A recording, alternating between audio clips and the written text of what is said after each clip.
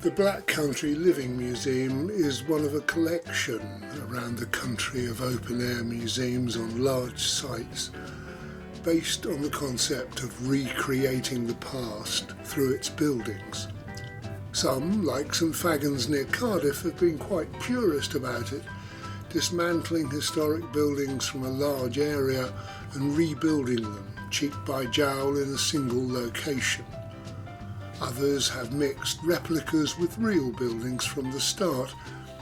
But the Black Country Living Museum began with using a site with its own historic structures, such as the boat dock and lime kilns, and moving significant buildings to that site for careful reconstruction.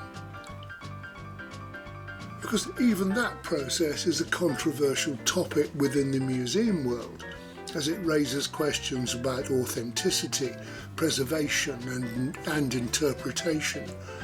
Some museums argue that moving buildings to a new location can help to preserve them from damage or destruction, while others believe that it alters the building's context and historical significance.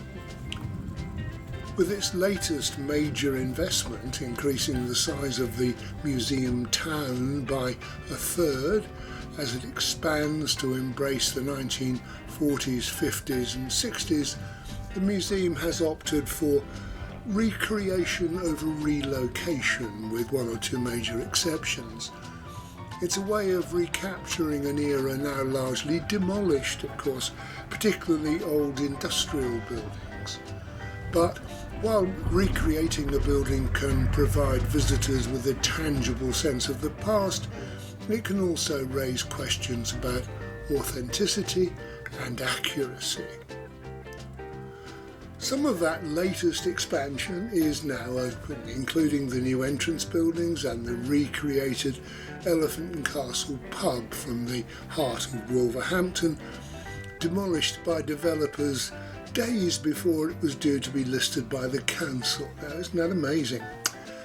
The 2023 version of the pub includes some magnificent tiling inside and out and stained glass windows, to say nothing of the pub sign, apparently recreated by computer in 3 dimensions from the original, which is in a private collection. And through gaps in wooden fences you can see the newly recreated rows of shops, as well as the buildings of the new industrial quarter, currently looking shiny and fresh in a way the originals must have done, I suppose, albeit briefly, before the stains of manufacturing gave them some historic character. Contrast them with the buildings around the old boat dock, especially on a rainy day, when they have a damp, lived-in feel of an industrial town where smoke and dust often fills the air, and you can only hope the passage of visitors and the climate of the Black Country will soon help the new buildings blend back in. Of course, it's important for museums to balance the desire to provide visitors with an immersive experience with the need to preserve and interpret history in a responsible and accurate way.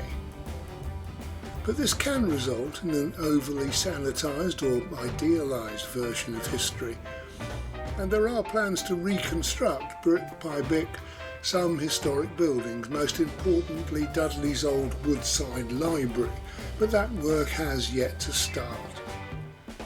There's little doubt that the Black Country Living Museum will remain an essential stopping place on our days out, particularly as more and more of the new 1940s, 50s and 60s buildings are open to the public.